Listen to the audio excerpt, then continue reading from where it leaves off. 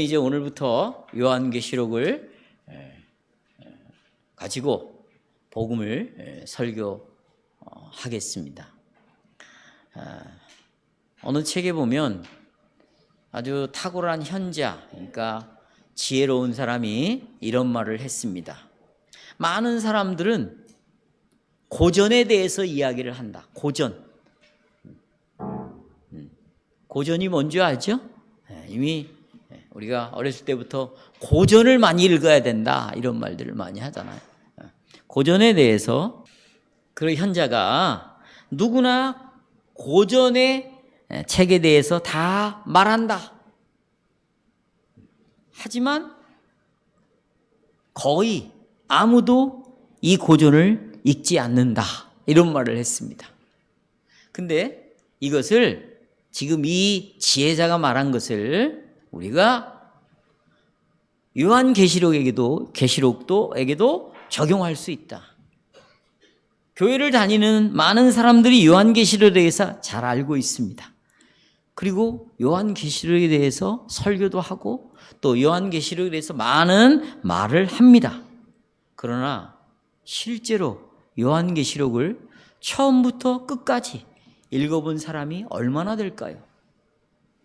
여러분들은 요한계시록을 처음부터 끝까지 읽어보신 적이 있습니까? 또 좋습니다. 읽어보셨다면 이 요한계시록을 얼마나 이해하면서 읽어보셨습니까?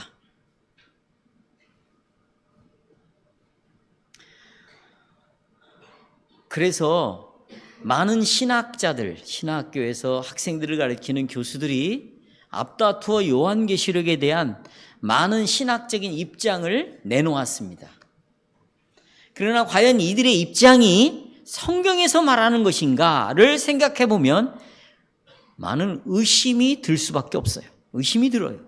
특별히 이 신학자들이 보통 이 요한계시록을 4가지 관점에서 해석을 합니다. 4가지 관점에서. 그게 뭐냐면 첫 번째는 요한계시록에 보면 천년왕국이라는 것이 나옵니다. 천년왕국. 이 천년왕국 이전에 1000년 동안 하나님의 나라가 1000년 동안 하나님의 왕국이 이루어진다는 것이죠. 그 전에 예수님이 재림하신다. 이걸 앞전, 천년왕국 전 천년설이라 이렇게 말합니다. 첫 번째 주장이죠. 두 번째는 천년 왕국이 있고 난 다음에 예수님이 재림하신다. 이것을 뭐라고 그래요? 후 천년 왕국이라고 말을 합니다. 이게 두 번째 견해죠. 세 번째는 천년 왕국은 없다. 그것은 상징적인 의미다. 그래서 무천년, 천년이 없을 무예요. 무천년을 또 주장하는 사람들이 있습니다. 이 무천년은 바로 교회가 시작된 이후에, 그러니까 예수님이 승천하시고 성령이 강림하시고 난 다음에 이제 교회가 탄생을 했잖아요. 그때부터가 하나님 나라다. 천년왕국이다. 천년이라는 이 숫자는 상징적인 의미다. 이렇게 주장하는 무천년주의자들이 있습니다. 마지막으로 과거주의자가 있어요. 한번 따라서 과거주의자. 이 계시록이 언제 성취가 되냐면 앞으로 먼 미래에 이루어지는 것이 아니라 추후 70년에 이루어질 것이다. 그러니까 지금부터 상당히 과거에 이루어진 거죠. 요한계시록이 과거에 70년경에 이루어진다. 이것을 과거주의라고 말씀합니다. 저는 지금 오늘 이것을 이 짧은 시간에 다 설명할 수가 없어요. 넘어갑니다. 앞으로 제 설교를 들어보면 이 의미가 어떤 의미고 뭐가 잘못되었는지 성경에서 말하고자 하는 것은 무엇인지 우리가 다 자세하게 알 수가 있을 것입니다. 특별히 무천년론의 입장은 계시록의 모든 사건이 어떤 특정한 시간에 이루어지는 것이 아니라 예수님이 승천하셨어요. 그리고 재림하실 때가 이제 남았죠. 그 사이에 교회의 시대에 적용되는 것이다. 그것이 천년왕국이라는 것입니다.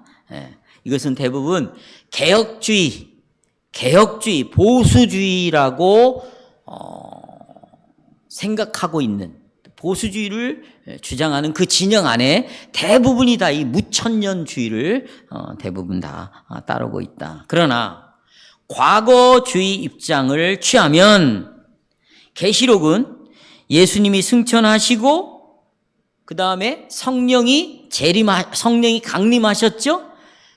그 이후에 강림하시고 난 다음에 그때가 언제예요? 예수님이 승천했어요? 성령이 강림하셨어요? 그때가 언제예요? 추후 몇 년? 30년이에요. 추후 30년부터 70년, 이 사이에 요한계시록이 이루어졌다고 주장하는 것이에요. 이해하시겠어요? 따라서 30년부터 70년까지 그 사이에 요한계시록이 예언이 성취되었다고 믿는 게 과거주의입니다. 그리고 이제 나머지는 이 무천년주의 취했던 입장과 크게 다르지 않습니다. 자, 이전에 요한계시록을 풀려면 여러분 다니엘서 없이는 요한계시록을 풀 수가 없어요. 이 다니엘서를 읽어보면 하나님이 다니엘에게 이렇게 말했습니다. 내가 너에게 환상을 보여주는데 이 사도 요한처럼 계시를 보여주는데 그것을 절대 이 계시의 말씀을 열면 안 된다. 열면 안 된다. 뜯지 말아라. 반드시 닫고 있어야 된다. 이렇게 말했거든요. 그런데 동일한 하나님이 사도 요한에게 나타나서 계시를 하시면서 네가 받은 이 계시는 뜯어라. 열어서 보여줘야 된다. 이 사실을 계시록을 알려줘야 된다. 이유는 뭐냐? 계시록 우리가 아까 22장에 보면 때가 가까웠기 때문이다. 이거예요. 그러니까 계시록의 말씀은 사도 요한이 주님으로부터 계시를 받을 때 그 계시를 받을 때 그 당대로부터 멀지 않은 가까운 시일에 계시록이 그대로 이루어진다는 것이에요. 계시록이 때가 가까웠다라는 것은 성경이 그렇지요? 때가 가까웠기 때문에 이 계시록을 봉함하면 안 된다. 닫아놓으면 안 된다. 반드시 열어두어라. 왜? 때가 가까웠으니까. 그러니까 이 계시록은 때가 가까운 때에 이 사건을, 이 계시록을 경험하게 될 것이다. 뭐가? 교회들이. 이 예언의 말씀 중에 계시록 중에 핵심이 뭐냐면 예루살렘의 멸망이에요. 핵심이 뭐라고요? 예루살렘의 멸망입니다. 이제 오늘부터 여러분 집에서 열심히 계시록을 좀 읽어보세요. 쭉 읽어보십시오. 이 주제는 오늘 우리가 읽은 본문에서 직접 언급되고 있습니다. 오늘 본문은 잘하셨어요. 자, 오늘 본문은 하나님으로부터 보냄을 받은 예수님을 메시아로 받아들이지 않아요. 예수님을 하나님의 아들로 받아들이지 않고 오히려 예수를 십자가에 못 박아버린 옛 언약 백성, 이스라엘 백성들, 유대인들을 예수님이 심판하러 오신다라는 말씀입니다. 그러나 예수 그리스도께서는 자기가 사랑하시고 자기가 선택한 자기의 피로 구속하신 이 백성들을 자기 교회로 모으셔서 그들에게 은혜와 평강을 주시니까 한쪽에서는 그리스도를 거부한 자들에게는 심판을 내리시지만 이 예수를 믿고 모인 자들에게는 뭘 주신다? 은혜와 평강을 주신다라는 것이죠. 이게 이제 오늘 말씀의 내용인데 저는 오늘 아침 설교를 다음과 같은 주제로 요약합니다. 예수 그리스도는 반드시 속히 될 일을 사도 요한에게 계시하셨다. 두 가지를 말씀드립니다. 속히 될 일이 뭐냐는 거예요. 속히 될 일.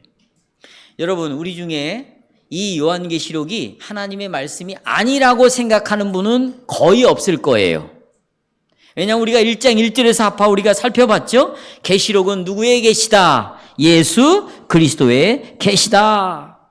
이 계시록은 사도 요한에게 예수님께서 직접 알려주신 말씀이에요. 그러니까 이 계시록을 내가 받을 것인가 안 받을 것인가는 뭐에 달려 있냐면 이 계시록을 사도 요한에게 예수님이 직접 주신 말씀이다 라고 받을 것인가 받지 않을 것인가에 의해서 결정이 되겠죠. 그렇죠? 예. 이제 우리가 계시록을 예수 그리스도의 계시록 받아들일 때 이 계시록을 하나님께서는 어떤 내용으로 어떤 목적을 가지고 사도 요한에게 주셨는가 하는 것입니다. 자, 1절을 읽겠습니다. 예수 그리스도의 계시라 이는 하나님이 그에게 주사 반드시 속히 될 일을 그 종들에게 보이시려고 그의 천사를 그 종 요한에게 보내어 알게 하신 것이라 그랬습니다. 이 구절에서 예수님은 반드시 속히 될 일을 종들에게 보이시려고 요한에게 주셨다라고 이렇게 말하고 있습니다. 자, 이제 이 속히 될 일이 뭔가 이거에 대해서는 조금 이제 후반부에 여러분에게 구체적으로 말씀을 드리려 하고, 먼저 이 구절은 계시록이 아주 먼 옛날, 먼 미래에 일어날 일이 아니라는 것이죠. 그렇죠? 미래에 일어날 일이 아니에요. 여기 제일 중요합니다. 이게 계시록을 푸는 열쇠예요, 여러분. 속히 될 일이다. 속히 될 일. 이게 너무너무 중요하다. 놀라셨어요? 네. 그래서 예수님이 이 속히 될 일을 그 종들에게 보이시려고 주신 것이다. 이 종들은 누구예요? 자, 제가 지금 속히 될 일은 미래에 일어날 일이 아니다. 곧바로 이루어지는 일이다. 그 다음 두 번째, 이 종들은 여기 종들에게 보이시려고 했습니다. 사도 요한이 각 교회의 사자들, 감독들에게 이 편지를 보냈으니까 바로 그 감독들을 가르쳐 주는 것이죠. 그런데 감독들에게만 주는 것이 아니죠. 그 감독들이 목회하는 교회, 성도들에게, 회중들에게도 이 계시록은 전달이 되었습니다. 그래서 3절에 보면 3절, 이 예언의 말씀을 읽는 자와 그 다음에 또 듣는 자들과 그 가운데 기록한 것을 지키는 자들이 복이 있다. 이렇게 되어 있죠? 우리나라 성경에는 그렇게 되어 있는데 여기 보시면 읽는 자는요 단수로 되어 있어요. 자, 보세요. 이 계시록을 낭독하는 사람은 여러 명이 낭독하는 게 아니에요. 몇 사람이. 그렇죠. 그 교회 감독자가 하나니까. 감독이 하나니까 감독자 하나가 이걸 읽어주는 거예요. 그러나 이것을 듣는 자들 할 때는 복수로 되어 있어요. 그러니까 이걸 듣는 사람들은 회중이겠죠. 그러니까 우리가 연상을 해볼 수 있어요. 어떻게 해요? 주의 날, 여러분, 주의 날 성도들이 다 모였어요. 다 모였습니다. 그리고 감독자가 요한계시록을 펼쳤어요. 낭독을 할 때 회중들이 전체가 다 이 말씀을 어떻게 했어요? 들었다는 것이에요. 들었다는 것이에요. 어쨌든 제가 말씀드리고자 하는 것은 이 계시록은 사도 요한 당대의 모든 교회들의 감독들과 신자들의 공적인 모임에서 이 말씀을 읽었고 듣고 배워서 그 가운데 기록한 것을 지켜야 할 그럴 말씀이었어요. 왜냐하면 왜 들어야 되고 왜 이 말씀을 들어야 되고 이 낭독해야 되고 듣고 또 지켜야 되는가? 속히 이루어질 일이니까. 금방 이루어질 일이니까 정신 차리고 이 말씀을 빨리 듣고 익히고 이해하고 이 말씀 앞에 순종을 해야 된다. 그거예요, 지금. 그러므로 우리는 이 계시록의 말씀을 예수님 재림이 임박한 어느 때, 그러니까 세상의 마지막 날에 다가오는 어느 특정한 기간에 이 계시록은 이루어질 것이다. 이렇게 해석을 하면 안 되는 거예요. 왜 그런데 이렇게 해석을 했나? 미국 걸 수입해 와서 그래요. 이 세대주의자들 걸. 이미 우리는 도르테에서 이 세대주의자들이 얼마나 성경에서 잘못된 이해를 갖고 있는가를 알고 있죠. 저는 오늘 아침에도 요한계시록을 검색을 하면서 두 편의 설교를 앞부분 한 3분 들었어요. 그 중에 하나를 들었는데 짐승의 표 666을 바라면서 지금 표시를 받으면 안 된다. 666이라는 표시를 받으면 안 돼. 짐승의 표를. 그 표시를 어디에 했냐? 뭐 타투에 한다냐? 여기 뭐 문신을 할 때도 하고, 그 다음에 이마에도 하고, 손목에도 하고, 뭐 이렇게 표시를 해놓은 자는 마귀 편에 있는 자니까 구원받을 수 없다. 이런 설교를 하고 있다. 근데 여러분 그 조회수가요, 10몇만 명이 그 설교를 듣고 있어요. 왜 우리가 이런 설교를 지금 들어왔는가, 지금까지. 미국 것을 가지고 왔어요. 그것도 잘못된 미국 신학을. 여러분, 이것은 먼 미래에 이루어질 일이 아니에요. 속히 될 일이라고 말하고 있어요. 속히 될 일이다. 만약 계시록을 미래적인 예언이라고 한다면 사도 요한이 그 당대 교회에게 읽고 듣고 지켜라 이렇게 말할 필요가 없죠. 이것은 앞으로 될 일이니까 그렇게 급하게 생각하지 말아라 이렇게 말을 해야죠.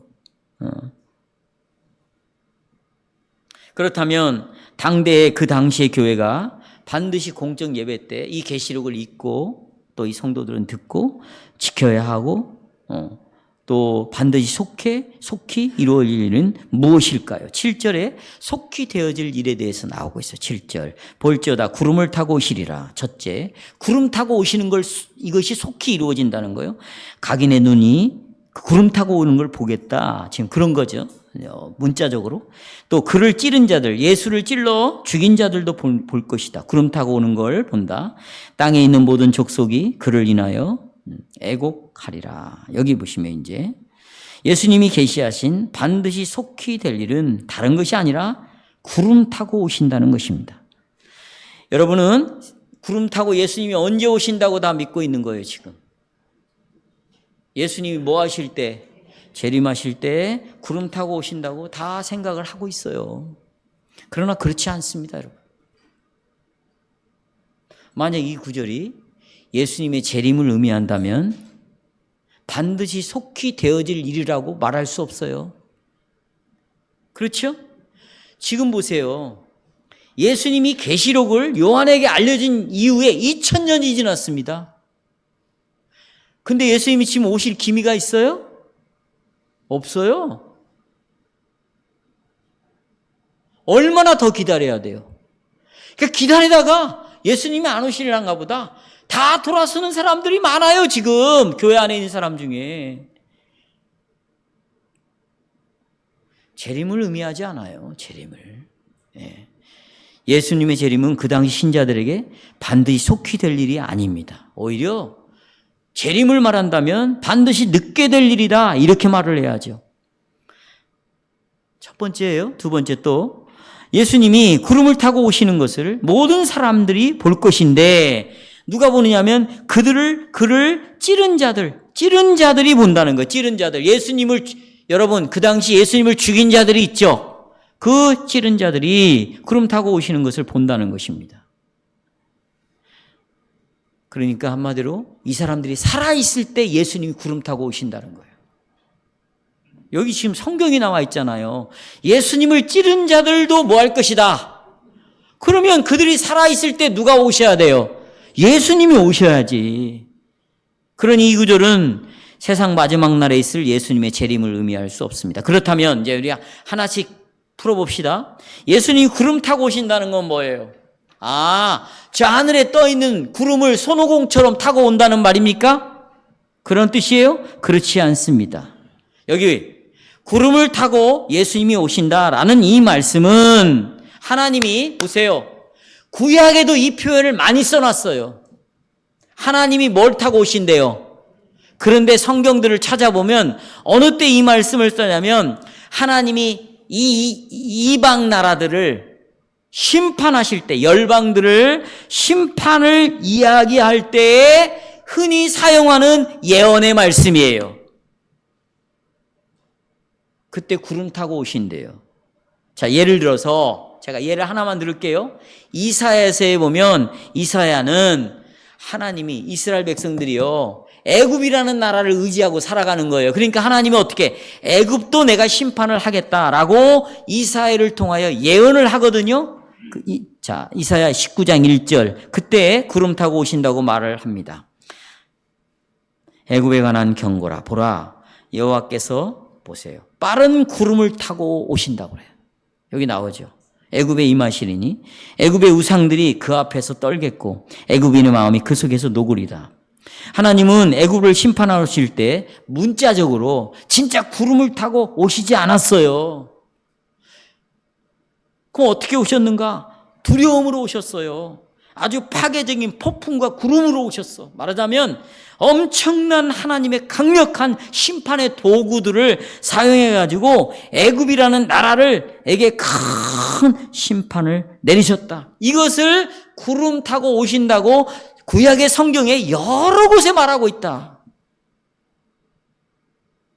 그렇다면 구름 타고 오신다는 것은 하나님께서 어떤 나라와 민족을 심판하러 임하신다는 것을 의미하는 거예요. 심판을 하신다. 이걸 의미하는 것이죠. 그렇다면 성도 여러분, 예수님이 구름 타고 오신다는 것은 마지막 재림의 날이 아니라 심판하러 오신다는 거예요. 다시 한번. 재림 때 구름 타고 온다는 것이 아니고 뭐하러 오신다? 이사야 19장 1절 또 다른 많은 구절에서 심판을 하러 오실 때 구름 타고 오신다. 이렇게 지금 표현을 하고 있다. 그 말이에요. 재림 때를 가리키는 것이 아닙니다. 그러면 누구를 심판하러 오십니까? 누구를?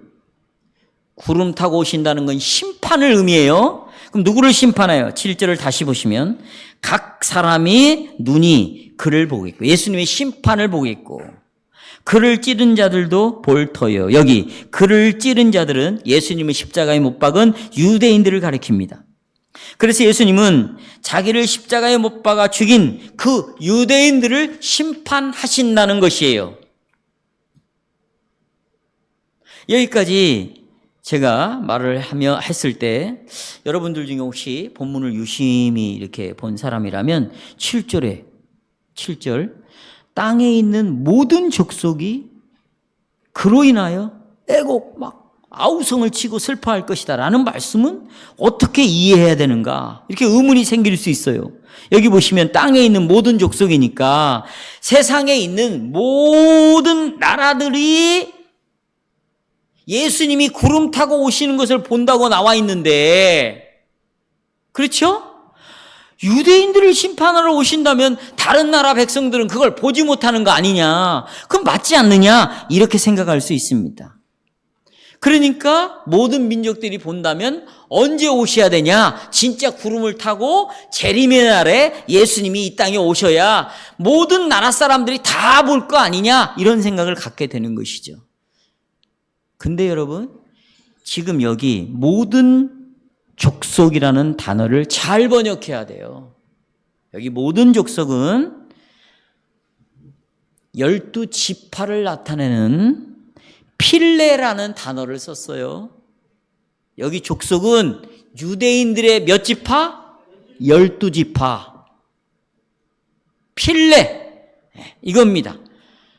만약에 세상의 모든 나라들이 다 볼 것이다. 그렇게 쓰려면 에뜨네라는 단어를 써야 돼요. 근데 여기는 에뜨네를 쓰지 않고 필레. 땅에 있는 모든 족속. 그러니까 유대 땅에 있는 12지파를 말하는 것이죠. 그러니까 예수님은 모든 민족을, 모든 나라를 심판하기 위하여 이 땅에 오시는 것이 아니라 계시록에 나와 있는 이 모든 족속을 민족이라는 것, 족속이라는 것은 유대 땅에 살고 있는 이스라엘 12지파를 심판하기 위하여 오신다는 것이 아주 분명하는 거예요. 필레라는 단어를 썼다는 거예요. 이 사실은 예수님이 십자가에 죽기 전에, 예수님 돌아가시기 전에 유대인을 심판하기 위해서 구름 타고 내가 온다라고 분명히 말했어요. 예수님 돌아가시기 전에. 그러니까 우리가 성경을 아는 것 같아도요, 너무 몰라요. 예수님이 돌아가시기 전에 내가 구름 타고 와서 너희들을 심판한다 분명히 말했어요. 자, 마태복음 24장에 뭐라고 말씀하셨어요? 돌 위에, 이 성전의 돌 위에 돌 하나가 남지 않고 다 파괴될 것이다. 이렇게 예언하시면서 마태복음 24장 30절, 그때 인자의 징조가 하늘에서 보이겠고 그랬어요. 이게 뭐냐?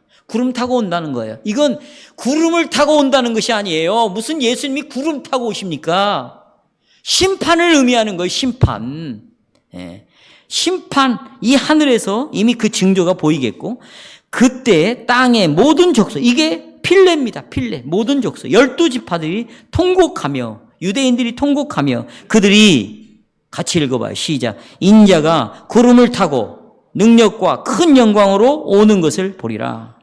이 구절에서 땅의 모든 족속은 역시 유대 땅에 살고 있는 12지파를 의미하고, 예수님이 이들을 심판하기 위하여 뭘 타고 오신다고 말하는 거예요? 구름 타고 오신다고 분명히 말합니다. 또 하나는 대제사장 가야바 앞에서 예수님이 신문을 당하는 중에 말합니다. 마태복음 26장 64절 같이 읽겠습니다. 시작. 그러나 내가 너에게 이르노니 이후에 인자가 권능의 우편에 앉은 것과 그 다음에 하늘 구름을 타고 오는 것을 너희가 뭐하리라? 보리라. 이건 예수님이 죽기 전에 말씀을 하시는 거예요. 여러분, 반드시 속히 될 일은 예수님이 구름을 타고 오시는 것입니다. 다시 말해서 예수님이 유대인을 심판하러 오신다는 것입니다. 이 심판의 예수님을 각 사람이 볼 것이고, 이 심판으로 말미암아 모든 유대인들이 정말로 통곡하는 날이 온다. 왜요? 그들이 예수님을 찔렀어요. 찔렀습니다. 십자가에 못 박았어요. 보십시오. 대제사장들과 유대인의 장로들은 이 예수님을 십자가에 못 박히기로 결의를 했어요. 회의에서 결정을 했습니다. 그리고 이것을 로마의 총독에게 넘겨버렸어요. 이방인에게 예수님을 넘겼어요. 이게 마태복음 20장 18절입니다. 또요. 빌라도 앞에 섰습니다. 빌라도가 예수님을 가만히 보니 죄가 없는 거예요. 그래서 예수님의 무죄를 선언하니까 이스라엘의 12지파들이 큰 소리로 예수를 십자가에 어떻게 하라고요? 못 박으라고 그랬어요. 못 박으소서. 그리고 난 다음에 이렇게 말했습니다. 이렇게 마태복음 27장 25절에서 그 예수님의 죽음이 잘못된 것이라면 그 피해에 대한 책임을 우리들이 받겠다. 그리고 우리 후손들이 이 책임을 다 질 것이다. 여러분, 예수님을 죽인 죄는 단순한 죄가 아닙니다. 예수님을 십자가에 못 박은 것은 한 인간을 죽인 게 아니에요. 자기 백성을 구원하러 오신 구주, 메시아를 거부하고 죽인 거예요. 예수님을 찌른 것은 바로 하나님이 보내신 그리스도, 메시아, 유일한 구원자, 바로 하나님의 아들을 죽인 것입니다. 사도 요한복음 1장에서 기록한 대로 예수님은 자기 백성을 구원하기 위해 오셨지만 그 백성들은 그 예수님을 영접했다 안 했다? 영접하지 않았다. 예수님을 받아들이지 않았다는 거예요. 오히려 유대인들은 예수님은 저 목수의 아들이 아니냐? 그리고 예수를 율법을 어긴 자다. 그리고는 예수님을 십자가에 못 박았어요. 율법을 어긴 자라고 말했어요. 여러분, 유대인들은 율법을 가지고 있었어요. 구약의 말씀을 가지고 있었어요. 율법을 가지고 있었습니다. 그리고 그들은 율법을 연구했어요. 왜요? 이 율법을 통해서 영생을 얻는 줄을 생각한 거예요. 그래서 부자 청년이 어떻게 해야 내가 영생을 얻을 수 있습니까? 내가 율법을 그동안 연구했습니다. 어렸을 때부터 나는 율법을 지켜왔습니다. 그렇다면 어떻게 해야 영생을 얻을 수 있습니까? 그렇게 영생에 대해서 연구를 했어요, 유대인들이. 그러나 여러분, 사실상 성경은 예수님에 대하여 증거하고 있잖아요. 그리고 예수님 우리에게 영생을 주잖아요. 그런데 영생을 얻기 위하여 예수님에게 그들이 나왔습니까? 예수님을 다 거부하고 말았어요. 거부하고 말았어요. 이렇게 예수님과 예수님의 말씀을 배척할 뿐만 아니라 예수님을 죽이고자 하는 유대인들을 향하여 예수님은 한탄하면서 심판을 이야기했어요. 자, 마태복음 23장 37절. 예루살렘아 예루살렘아 선지자들을 죽이고 네가 파송된 자들을 돌로 치는 자여, 암탉이 그 새끼를 날개 아래에 모음과 같이 내가 네 자녀를 모으려 한 일이 몇 번이더냐. 내가 니네들을 구원시키려고 얼마나 노력했느냐. 그러나 너희가 원하지 아니하였도다. 38절. 보라, 너희 집이 어떠하게 될 것이다. 황폐하게 될 것이다. 자, 그러면 여러분, 구름 타고 오시는 것은 구름을 탄다는 게 아니고 미래에 오신다는 게 아니고 심판을 의미하는 단어다. 이미 구약에서 제가 하나를 들어서 여러분에게 예를 들었지만 여러 구절이 있다고 말했어요. 근데 이것을 각 사람이 보는데 어떤 사람이 보느냐? 예수를 뭐한 자들, 찌른 자들이 볼 것이다. 볼 것이다. 그러니까 바로 이런 일들이 언제 이루어지는 것입니까? 이 세상 마지막 날? 예수님이 재림하는 날 이런 일이 이루어집니까? 아닙니다. 예수님이 구름 타고 오시는 날, 이스라엘의 12지파를 심판하러 오시는 날은 결론적으로 제가 미리 말씀을 드리지만 보십시오. 로마 제국이 예루살렘 성과 그 안에 있는 거민들을 완전히 다 몰살해서 다 죽여버리는 66년에서 70년 사이에 이루어진 일이에요. 언제요? 66년에서 언제? 70년에 이루어졌습니다. 마태복음 24장에 보면 이 예루살렘 성전이 완전히 파괴되었다는 말씀을 제자들에게 말해줬어요. 그때 제자들이 조용히 예수님에게 이렇게 말했습니다. 자, 마태복음 23장 3절에서 8절. 예수께서 감람산 위에 앉으셨을 때 제자들이 조용히 와서 이르되 우리에게 알려주십시오. 어느 때에 예루살렘이 완전히 성전이 무너지고 이 예루살렘 성이 완전히 심판을 받습니까? 알려주십시오. 또 주의 임하심과 세상 끝에는 무슨 징조가 있사옵니까? 4절 예수께서 대답하여 이르시되 너희가 사람의 미혹을 받지 않도록 주의하라. 많은 사람이 내 이름으로 와서 이르되 나는 그리스도라 하여 많은 사람을 미혹하리라. 여기 보십시오. 난리와 난리 소문을 듣겠으나 너희는 삼가 두려워하지 말아라. 이런 일이 있어야 돼. 아직은 끝이 아니다. 민족이 민족을, 나라가 나라를 대적하여 일어나겠고 곳곳에 기근과 지진이 있으리라. 여러분, 이것은 지금 일어나는 일을 앞으로 일어날 일이 아니라 이 당시에 일어나는 일이에요. 이 당시에. 아시겠어요? 그러나 보세요. 이 모든 것은 뭐의 시작이다? 재난의 시작이다. 이게 중요해요. 이 재난의 시작은 아까 심판이 언제 이루어졌냐면 66년부터 몇 년 사이에 4년 동안 이루어졌다고요. 4년 동안 심판이. 주 66년에 보세요. 재난이 시작이 되었어요. 들어보세요. 이제 적을 거 없어요. 저를 좀 보시고 66년에 재난이 시작이 되었는데 이때 로마 제국을 향한 유대인들의 저항이 일어났어요. 66년에 저항이 일어났습니다. 이 항쟁은 뭐냐면 유대 총독으로 플로투스라는 사람이 왔거든요. 이 플로투스가 아주 악한 그 총독이었는데 어느 정도로 악하냐? 예루살렘 성전에 있는 돈이 있어요. 그 돈은 거룩한 돈인데 17달란트를 꺼내 가져가 버렸어요. 17달란트면 여러분 천문학적인 돈인데 이걸 싹 빼가 버렸어요. 이에 유대인들이 경노합니다. 경노하고 이 플로루스 이 총독이 함부로 이 성전에서 돈을 가져갔다는 이건 바로 신석 모독을 한 행위다. 그리고 규탄하기 시작했어요. 그러니까 이 플로루스가 어떻게 하냐면 군사들을 로마의 군인들을 동원시켜 가지고 사람들을 십자가에 못 박아 다 죽이기 시작하는 거예요. 그리고 로마 군인들로 하여금 유대인들의 집을 마음대로 가서 다 강탈을 해와라. 난리가 난 거죠. 그러자 이에 대한 저항으로 성전 수비대장이 누구냐면 엘르아살이라는 사람인데 이 사람이 이런 명령을 내립니다. 제사장들로 하여금 로마의 황제의 안녕을 위하여서 매일마다 제사를 드리는데 그걸 드리지 못하게 해버리는 거예요. 성전 수비대장이 중지를 시킵니다. 그러니까 66년 9월에 이들의 유대인들의 저항을 이것을 해결하기 위해서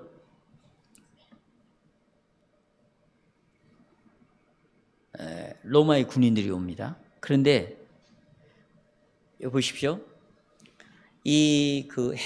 여러분이 헤롯 성전을 유튜브로 좀 보시면 돼요. 이렇게 보시면 인터넷으로 보시면 헤롯 성전 그 바깥쪽에다가 안토니우스라는 요새가 지어져 있어요. 큰 요새입니다. 사각으로 된 성이에요.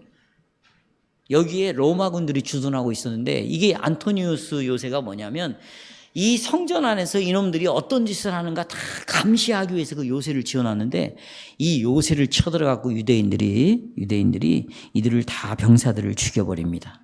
그래서 이것을 정리하기 위해서 캐스티우스 칼루스라는 사람이 이 군사들을 데리고 오는데 유대인들이 또 이들과 싸워서 이들을 또 이기고 굴복을 시켜요. 그래서 용기를 얻은 유대인들은 팔레스타인 전 지역에 이제 폭동을 일으키기 시작하는데요. 폭동을 일으키기 시작합니다.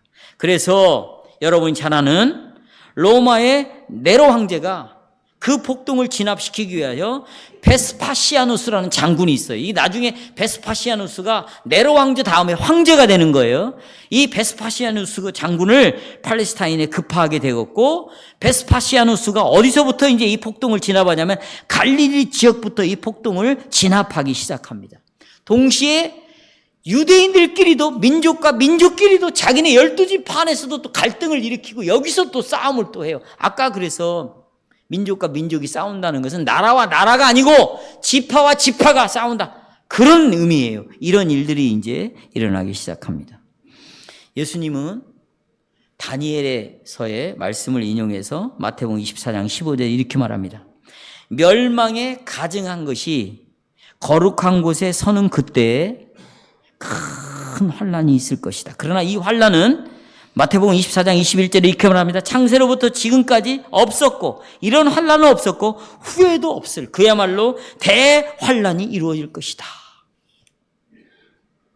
그때는 이제 보십시오. 이제 환난이 이루어지기 시작하는데 그때가 언제냐면 로마의 황제 네로 황제가 죽습니다. 그리고 베스파시아누스가 황제가 되고 그의 아들이 누구냐면 티토스라는 장군이에요. 아들이. 그 티토스를 예루살렘을 공격하기 위하여 보십시오. 언제 보내냐면 AD 70년 4월에 파송을 합니다. 그래서 4월부터 8월까지 4개월 동안에 보십시오. 예루살렘에 있는 바깥에 있는 성전 있죠? 이 성전을 적당히 무너뜨리는 게 아니에요. 돌 위에 돌 하나가 남지 않도록 AD 70년 4월부터 8월 사이예요. 그러니까 지금 이 편지를 받는 사람들은 속히 얼마 있다가 그 사건을 경험하게 되는 거예요. 돌 위에 돌 하나가 남지 않는다고 예수님이 말씀했어요, 안 했어요? 그 일을 티토스 장군이 행하는데 여러분 보세요. 돌과 돌 사이에 금들 있죠? 그걸 다 캐냅니다. 철들 있죠? 동 다 캐냅니다. 그리고는 다 죽여요. 다 죽여요. 어린아이부터 다 죽이는데 어떤 놈들만 살리냐? 여자더라고요. 건장한 청년들만 살려갖고 포로로 데려가는 거예요. 티토스가. 이때 티토스가 여기서 행한 일은 차마 그 문헌을 읽을 수가 없어요. 얼마나 비참하게 살인을 하는지, 사륙을 하고 다니는지. 이게 지금 예수님이 구름 타고 오셔서 심판한다는 내용이 지금 이루어지고 있는 거예요. 그리고 티토스는 이 금덩어리, 이 철을, 그리고 이 수많은 젊은 유대인들을 데리고 가서 뭐 한지 아세요? 로마에 있는 뭐죠? 콜로세움을 이 유대인 노예들이 다 짓는 거예요. 그 이 돈으로 대리석 사다가 그거 다 짓는 거예요, 여러분. 이런 일들이 일어납니다. 예루살렘 성전을 다 불태워버렸고 이것이 바로 예수님 구름 타고 있는 사건이고 보십시오. 언약을 배반한 자기 백성들의 최후에 심판하시는 일이었습니다. 형제자매 여러분, 예수님이 사도 요한에게 말씀하신 반드시 속히 될 일은 이미 주 70년에 성취가 되었어요. 그렇다면 오늘 여러분과 저에게는 어떤 교훈이 있을까요? 어떤 교훈이 있을까요? 이 부분은 다음 시간에 우리가 살펴보도록 하죠. 자, 정리합니다. 저를 보시고 이 심판의 일은 언제 이루어지냐면 속히 될 일이라고 그랬어요. 때가 가까울 일이라고 했어요. 이 속히 될 일을 미래에 일어날 사건으로 본다면 2000년이 지난데도 지금 이루어지지 않고 있다. 과연 그런 것인가? 그게 속히 될 일인가? 그게 때가 가까운 일인가?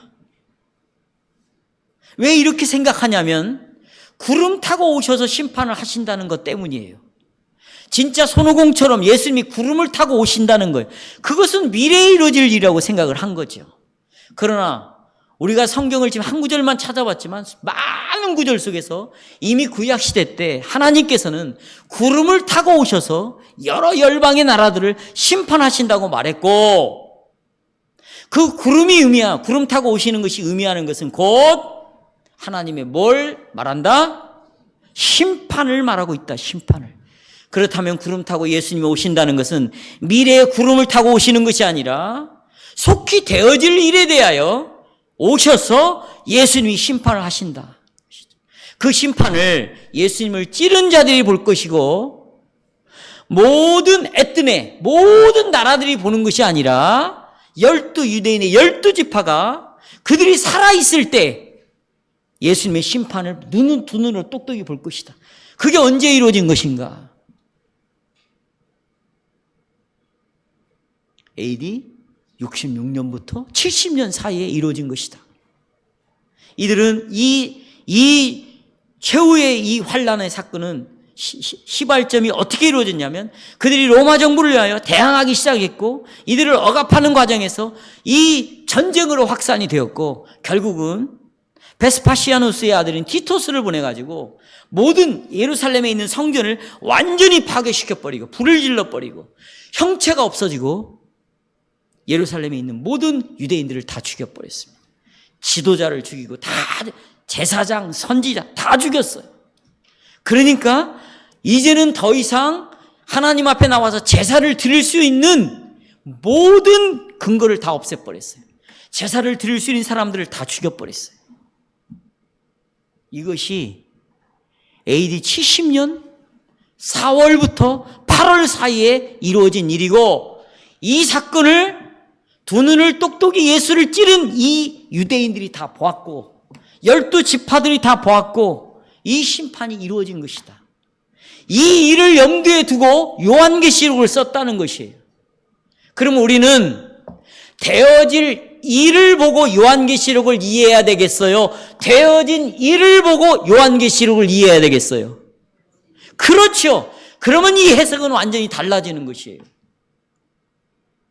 그러면 여러분과 제가 가지고 있는 신앙이라는 것, 교회 생활이라는 것, 내가 믿고 있다라는 것은 내가 생각하는 것하고는 완전히 다른 관점으로 바라봐야 돼요.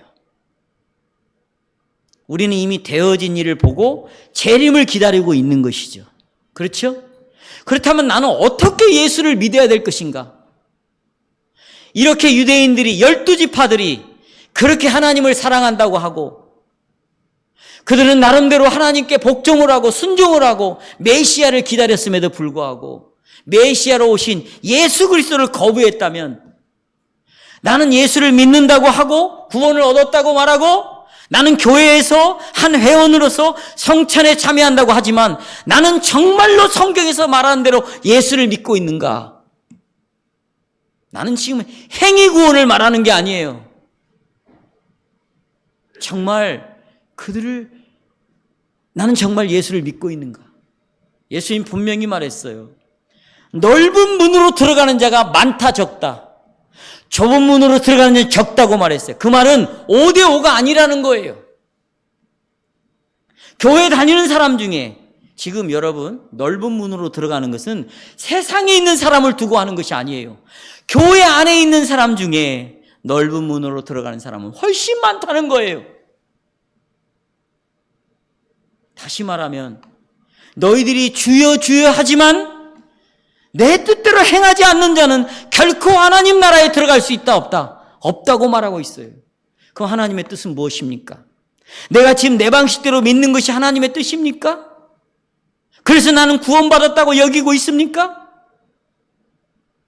아니면 이 세상 것을 신앙과 혼합시켜가지고 한쪽은 세상의 편에 마귀의 편에 쓰면서 또 한쪽은 여인의 후손편에 그리스도의 편에 쓰면서 일주일 월요일부터 토요일까지는 세상 편으로 갔다가 오늘은 하나님 편으로 돌아오는 이런 신앙을 과연 하나님이 인정하는 신앙이고 하나님이 허락하는 신앙이라고 여러분 생각하십니까? 이제 그렇다면 우리가 되어진 일을, 이미 심판이 이루어진 일을 읽고 듣고 지켜야 된다고 말한다면 무엇을 어떻게 읽어야 되고 어떻게 들어야 되고 어떻게 지켜야 할 것인가 하는 문제는 우리에게 있어서는 절대적인 문제예요. 이것은 다음 시간에 우리가 살펴보도록 하겠습니다.